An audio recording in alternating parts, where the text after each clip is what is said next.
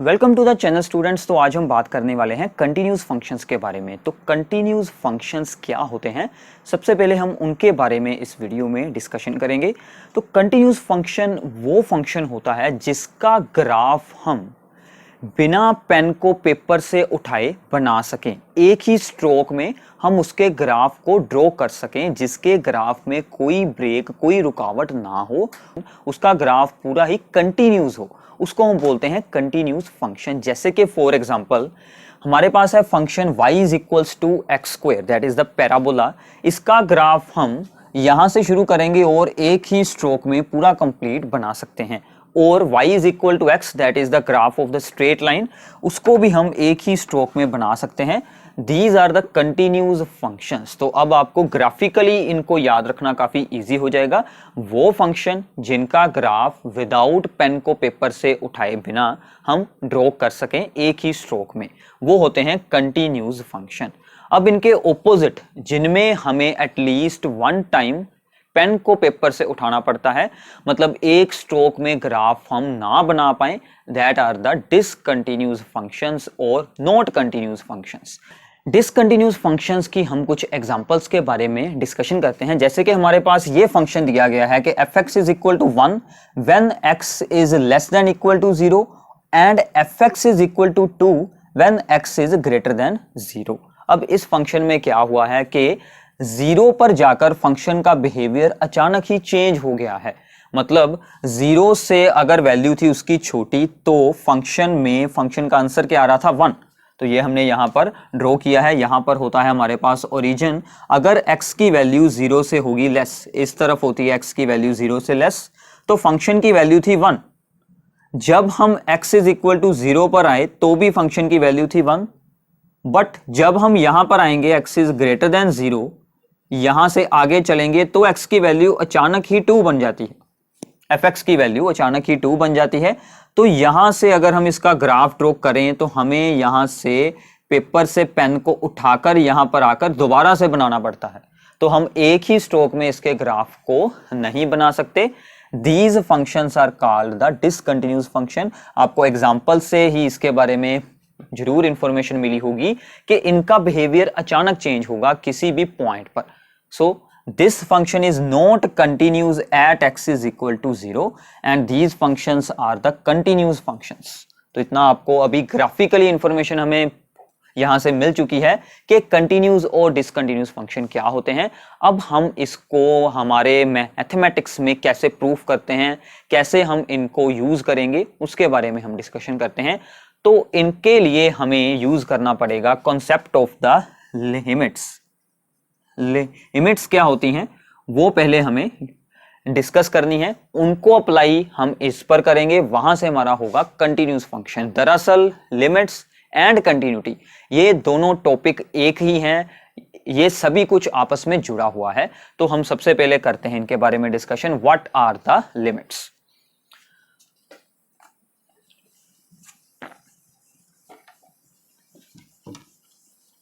सो मान लीजिए कि हमारे पास कोई फंक्शन है दैट इज fx, कोई भी फंक्शन है fx, और इसमें हम जो x की वैल्यू यूज कर रहे हैं उसकी वैल्यू हम x को अप्रोच करवा रहे हैं a को। अब आपको अप्रोचेस टू शायद याद हो, x अप्रोचेस टू a का क्या मतलब होता है कि x जो है वो a के आसपास है, a से थोड़ा सा ऊपर या फिर a से थोड़ी सी लो वैल्यू होगी। मतलब अगर हम यहां पर इसको बनाकर देखें, मान लीजिए यहां पर है हमारी a के आसपास हमें चूज करनी है, इक्वल टू बिल्कुल नहीं होती, a के आसपास। अगर यहां से अप्रोच कर रहे हैं मतलब a प्लस, अगर यहां से अप्रोच कर रहे हैं दैट इज a माइनस। तो a के आसपास अगर मान लीजिए a हो 2, तो a के आसपास यानी कि 2.001 और a के दूसरी साइड पर 1.999। तो ये वैल्यूज हमें यहां से चूज करनी होती हैं। सो दीज वैल्यूज के बीच अगर हम x की वैल्यू यूज करते हैं, अगर x a के आसपास है तो fx की वैल्यू कौन से नंबर को अप्रोच करती है। सो मान लीजिए fx की वैल्यू अप्रोच कर रही है to the number l, then l is the limit of the function when x approaches to a। तो हम इसको कैसे लिखते थे कि when limit x approaches to a fx is l। तो ये थी हमारी definition of the limit of a function, limit of a function. तो इसमें आपको शायद याद होगा, तो हम इसको एक बार रिपीट करते हैं कि अगर फंक्शन की ये होती है राइट हैंड लिमिट, मतलब हम राइट साइड से इसको अप्रोच कर रहे हैं, this is the right hand limit and this is the left hand limit. तो इसको हम हटा देते हैं। So these are the two types of the limits, right hand limit और लेफ्ट हैंड लिमिट। और लिमिट को एग्जिस्ट करने के लिए दोनों की वैल्यू इक्वल होना जरूरी होता है। सो मतलब limit x approaches to a positive fx is equals to the limit x approaches to a negative fx हो और इन दोनों का आंसर ही आए l, देन द फंक्शन, हम इसको बोल सकते हैं कि लिमिट ऑफ द फंक्शन है when x approaches to a exist and it is equals to the. Now अब अगर हमें ये प्रूफ करना हो कि फंक्शन हमारा जो है वो at x is equal to a the function is continuous, उसके लिए अब हमें क्या देखना होगा कि फंक्शन की वैल्यू एट a, मतलब इस a के ऊपर भी फंक्शन की जो वैल्यू होगी वो भी इस l के बराबर ही होनी चाहिए। तो हम इसको बोल सकते हैं कि function is continuous at x is equal to a। मतलब हमारा यहां से क्या रिजल्ट बनता है कि f of a must be equal to the limit of fx when x approaches to a। ये दोनों चीजें इक्वल होनी चाहिए। मतलब हम इसे कैसे लिख सकते हैं कि limit x approaches to a fx is equals to f of a। अगर ऐसा हो जाता है then function is continuous at x is equal to a। इसका मतलब क्या है कि जो भी a के आसपास और at exact x is equal to a सभी जगह पर फंक्शन की वैल्यू सेम रहनी चाहिए, तो ही हम फंक्शन को बोल सकते हैं कि that function is the continuous function. तो इसको अगर हम यहाँ पर ग्राफिकली इसको अगर हम बनाकर देखते हैं तो हम इसे ऐसे रिप्रेजेंट कर सकते हैं। मान लीजिए यहाँ पर थी हमारी a और यहाँ पर जो फंक्शन की वैल्यू थी that is f of a। अगर हम फंक्शन में इसके आसपास भी मूव होते हैं, अगर हम फंक्शन में इसके आसपास भी मूव होते हैं तो इस इंटरवल में भी इसकी वैल्यू सेम ही रहनी चाहिए। कोई भी फंक्शन हो सकता है ऐसा, तो इसके आसपास भी इसकी वैल्यू सेम रहनी चाहिए। तो यहां से हम अप्रोच कर रहे हैं a पॉजिटिव और यहां से हम अप्रोच कर रहे हैं a नेगेटिव। तो दोनों साइडों पर मतलब हमारे पास इस रिजल्ट को अगर हम यहां से एक्सटेंड करते हैं, ये था कि limit x approaches to a of fx is equals to f of a। मतलब a के ऊपर और a के आसपास सभी जगह पर फंक्शन की वैल्यू सेम हो। हम इन दोनों में से एक रिजल्ट को प्रूव कर सकते हैं अगर इनमें से ये वैल्यूज ट्रू हो जाती हैं कि right hand limit and left hand limit both are equal and is also equals to the value of the function at x is equal to a, then f is continuous at x is equal to a। तो ये आपकी बन जाएगी definition कि function f is continuous at x is equal to a if its right hand limit, left hand limit and value of the function at x is equal to a all are exist and all are equal, then function is continuous at x is equal to a। तो ये हो गया आपके लिए कि function x is equal to a पर continuous कैसे होगा। नाउ अगर ये वैल्यूज में से कोई भी वैल्यू इक्वल ना हो then function is called the discontinuous function और not continuous at x is equal to a। जैसे कि हमने पिछली एग्जांपल में ग्राफ में एक्सप्लेन किया था। इसके अलावा हमारे पास जो है वो किसी भी फंक्शन की कंटिन्यूटी दो टाइप की होती है। ये हमने जो यहाँ पर प्रूफ की है this is the continuity at a given point. तो हमने सिर्फ x is equal to a पर ही कंटिन्यूस उसको प्रूफ किया है, बाकी उसकी जो भी डोमेन है उसके बारे में यहाँ पर हमने कुछ नहीं बताया है। So this is the continuity of the function at A point. So this is the continuity of a function at a point, वो हमने यहां पर प्रूफ किया है। नाउ अगर हमें ये चेक करना हो क्या वो फंक्शन अपनी पूरी डोमेन पर या फिर जिस भी इंटरवल में वो फंक्शन डिफाइन है उस पूरे इंटरवल में क्या वो फंक्शन कंटिन्यूस है या नहीं है, उसके लिए हमें क्या करना पड़ेगा।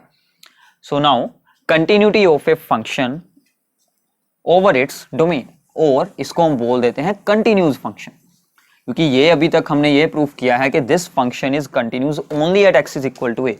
Now continuity of a function, या फिर हम बोल सकते हैं कंटिन्यूस फंक्शन, क्या होता है, if function F is continuous over its domain, अगर कोई फंक्शन अपनी डोमेन के सभी पॉइंट्स पर ही कंटिन्यूस हो तो हम उसको बोलते हैं कंटिन्यूस फंक्शन। तो अभी हम इस चैप्टर में सिर्फ रियल फंक्शंस और रियल वैल्यूज के बारे में ही डिस्कशन करने वाले हैं। तो जो भी फंक्शंस हमारे यहाँ पर होंगे, जो भी एक्स की वैल्यूज होंगी, वो सभी रियल्स में ही होंगी। तो हमें सिर्फ रियल फंक्शंस के बारे में ही स्टडी करनी है। सो नाउ मान लीजिए कि फंक्शन की डोमेन थी ये close interval A B.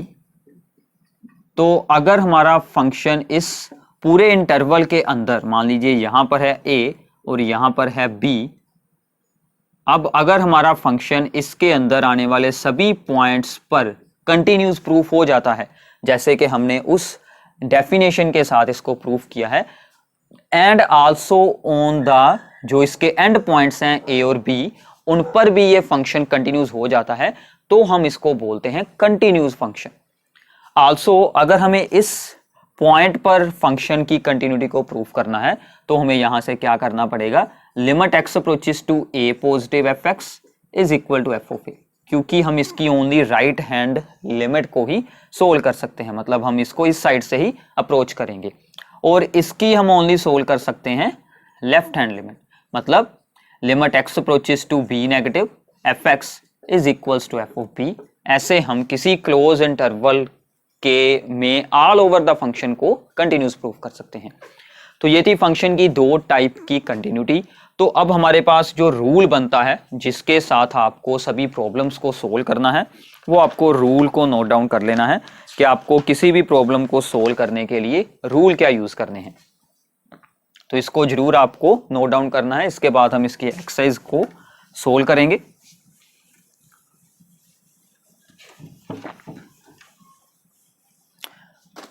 So rule for solving the problems,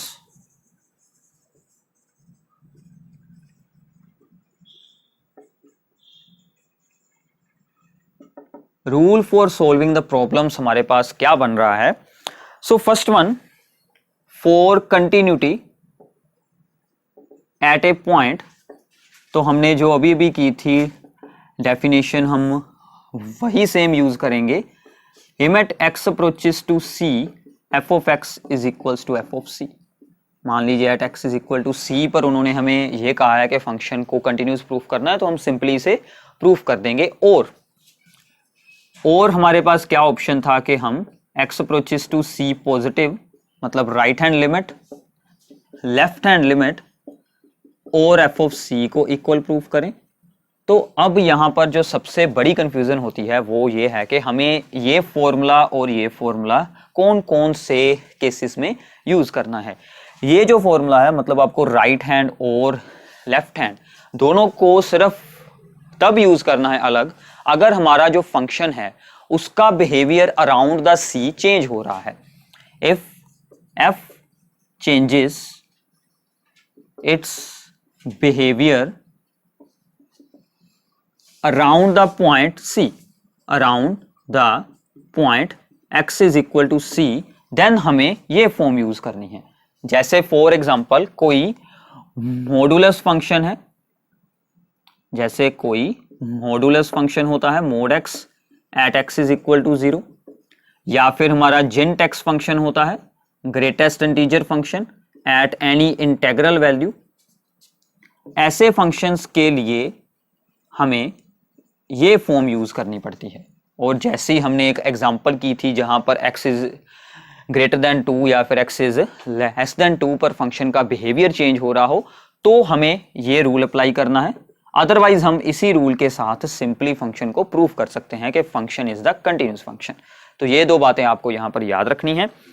इसके अलावा है हमारे पास कुछ इंपॉर्टेंट रिजल्ट्स इसमें जो आपको याद रखने हैं, काफ़ी इसमें कह सकते हैं कि इंपॉर्टेंट है कि अगर हमारे पास दो फंक्शन दिए हैं, both function are the continuous at x is equal to C, तो उनसे हमने कुछ रिजल्ट्स बनाए हैं, वो हमारे लिए काफ़ी यूजफुल रहते हैं।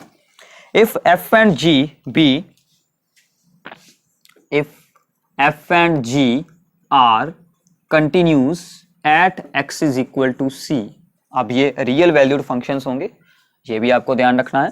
Then f plus g, f minus g and f into g and f over g are continues at x is equal to c provided that g of c is not equal to 0, क्योंकि g यहां पर divide में आ रहा है तो g of c not equal to 0 होना चाहिए, 0 ना होता हो वो फंक्शन।